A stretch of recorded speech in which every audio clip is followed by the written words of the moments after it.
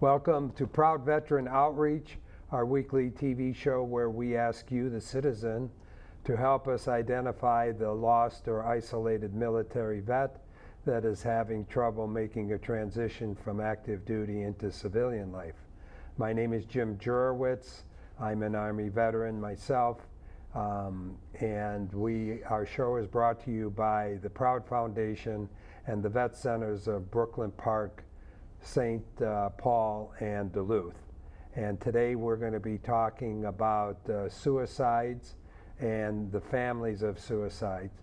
And we will speak about the emotions that a family goes through. First about suicides in a non-military situation. And then in the second segment of our show, we will talk about the military vets that are committing suicide. So today we have as our guest Lori. Hi. Lori, what is your last name again? Lori Phillips. Okay. Yes. Had a little blank of mine there. Okay. Lori Phillips. And Lori, you are a co-founder of an organization called Suicide Survivors Club. Yes. And so what I would like you to do for our guests is to tell us about your career background and how you became the co-founder of Suicide Survivors Club. Well, my background is as an artist and an educator, and I was friends with Rebecca Anderson 2 years before her husband Don took his own life, and so I kind of had a front row seat to what the family is. So it was Rebecca. And did you know them before he took his life? I did for 2 years before he took his life. And so Rebecca was his wife, and then 3 children, Patty, age 19, Aiden, age 7, and Will, age 5. And those are the age they were when he took his life? When he took his life, yes. And so I really got a front row seat to see how this family, the ups and downs they went through, and there were a lot of downs, but overall they managed to heal from it. And I was so impressed with especially how Rebecca, she has a background as a medical professional, and she's done social work and public health education. And right from the beginning, she decided, I'm not going to hide this. I'm just not, and there will be no shame. And she was very open with all the communities, the schools that all the kids were in. And so I think that really made the difference in their own healing. And so after about 10 years, we started this project. I was in art school, a master's program for art. Before you get into the art project, so let me ask you a question in terms of how she made this transition. Did she go through therapy? Did she do this on her own? What was the methodology? There were a lot of tools she used. Therapy was primarily it, but they had so much help from the community. So because she was so open, that they really got a lot of support from the community. So friends came and her forward. Extended family, how did they handle it? They were in another state, but they were very, very supportive. Okay. And there were mentors for the young boys who showed up to help to, parent the boys, to father the boys in whatever ways they could. And so, but then this art project was one of the other ways they healed. One more question. Okay. Okay. How about the family of her husband? Were they involved in this process, or did they just throw their hands up? This was the family in another state, yeah. Okay. So that was the only family that was left, yeah. All right. So now you decided that this was pretty remarkable and that there was a story there to tell? There was a story to tell. And so I did a book, a primarily visual book for each family member. And then the mom, I worked with her, and she wrote a memoir about parenting through suicide, and I provided the art for that book. So it's a 5-book set that we have available. But the feedback that we've got is that it's such an amazing way for people who have experienced the suicide of a loved one to read about a family's journey, especially from the perspective of a child. How does a 5-year-old child experience the suicide of their parent, and what are the ups and downs that they go through? So did all 5 books come out at the same time, or did you do them one at a time? They did. Well, no, I did them all at the same time because they were for an art show at St. Kate's University. And how much art was involved, associated with the book? Was it a single picture or multiple pictures? Oh, yes. It's, 200 pages of art. Oh, So there was a lot of art. that's a lot of work on your part. Yeah, but I collaborated with each family member to come up with the words. There's just a couple sentences on each page, so it's not much text. It's really So it's more of a visual. picture book. It's like a children's book. Okay. Yeah, but it really carries the story and the pathos of really all the experiences that they had trying to come through this horrible tragedy. And you did all of this art yourself. I did, yes. So what was the yeah. timeline that it took you to perform all of this art? It took a long time. I'll just say that. I mean, years? Oh yeah, years. Okay. Yeah. So what was the timeline from the initiation to the completion? 3 years? It was about 2 years. 2 yeah, years, okay, 2 great. years, yeah.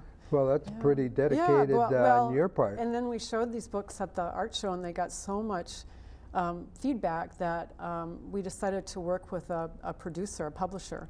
And so she helped us publish them professionally. And then we became a project of NAMI, Minnesota, National Alliance on Mental Illness, Minnesota. And we're now a project of NAMI. And so we have collaborated with them on workshops, and we have 4 workshops coming up for suicide loss survivors. So we help, I bring a ton of stock photo and illustration images in bins, and people get a big kind of a couple of sheets of paper taped together, and they tell their story just with images. And what we found is that it helps people to back off from the trauma and see their story in a wider perspective. And that's exactly what this family did by telling their story and helping me choose what images to use and how they wanted to be represented. And then that helped them back off from their trauma and heal. And then they've passed that healing on to other families who desperately need it. Can you please differentiate the books? What made one book different than the other? Or well, so each family member, because they were different ages, so the mom, Rebecca, her story started with the trouble she was having with her husband, that he was very depressed. dealing with his depression. Dealing with his depression, and and she could tell something was off, but she didn't quite know what it was. And then what happened, the police cruiser coming to her door. And how many years did she deal with this depression before he took his life? He was depressed on and off his whole life. Okay. Yeah, yeah. I should also say he was a brilliant artist, a brilliant engineer, just a brilliant man, and a dear soul in so many ways. So it was a real loss to not just the family, but the whole community. Mm-hmm. And what year did this happen? 2002 was when he took his life. Okay, so this was after 9/11. Yes. Yeah, okay. Yeah. So you have no idea what is influencing his depression. So it could be his artwork, it could be the emotions going into his artwork, and I think his artwork is how he healed him, how he helped himself. okay. I think the depression, I mean, I'm not an expert, I'm not a mental health expert, I don't know what causes depression, but I know that it's a horrible disease. Yeah, I'm curious, yeah. did you ever think of telling the story about his art, creating a book for his art? Actually, his wife did that. Rebecca Anderson made a whole beautiful book about just about his art. So that's separate than the 5 books? So it's separate than our 5-book set, cool. yeah. Great. Well, and so after working with NAMI for a while and working with mental health professionals, and we've gotten feedback from professionals and post-vention professionals, experts all over the country, and but one thing they said was, we'd love to have another tool to use with the books, like a workbook or an activity guide that we could use. And so we really responded to that and listened, and then we developed a whole workbook and activity guide that, and it's for all ages. So there's a section for younger kids, a section for teenagers, and then a whole section for adults. And then there's a section just for therapists and facilitators to use either with their single patients or with groups. And then there's a section, a resource section, and one of my favorite articles is for friends of suicide loss survivors.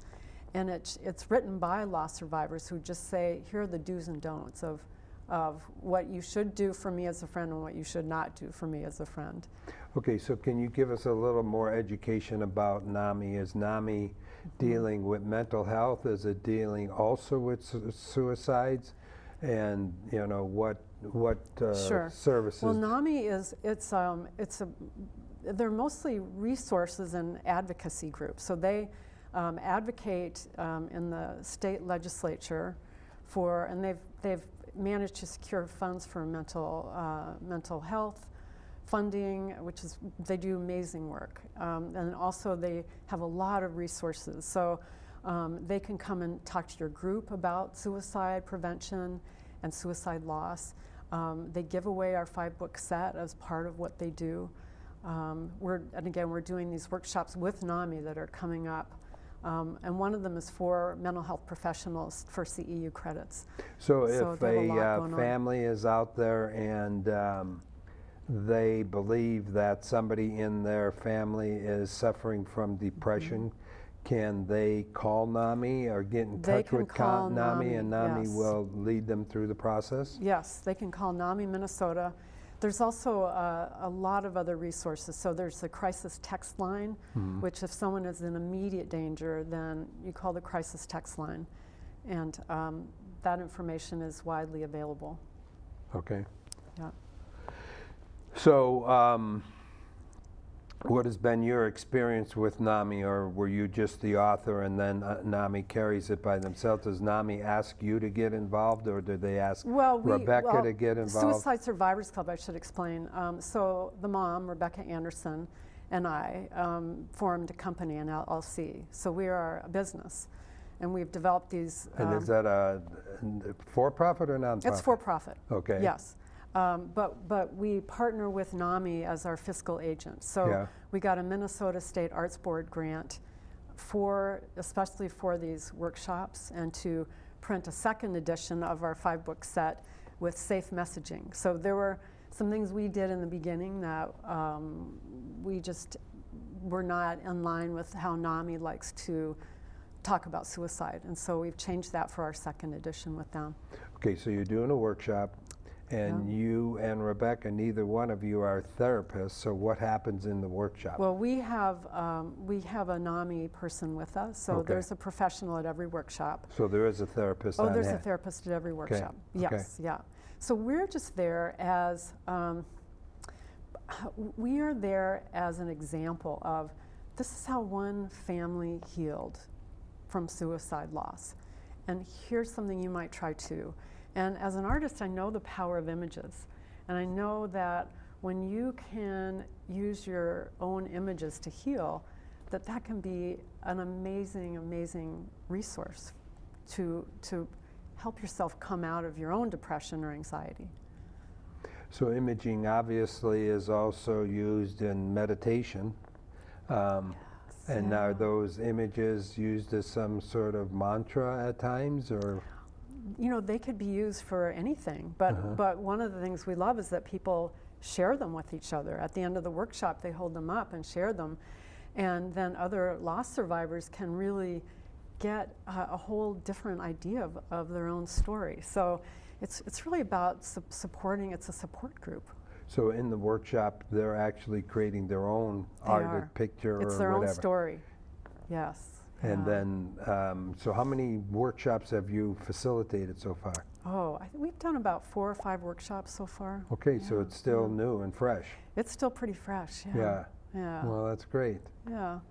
So now we want to talk in our next segment about taking that same philosophy and applying it towards military vets, which there's, you know, pretty high volume, and also it's around the country. So let's deal with the fact that we covered the families here, and we will talk about military vets next. Great. So thank you, Lori, for Thank you coming. so much, Jim. Yeah, appreciate it. Yeah.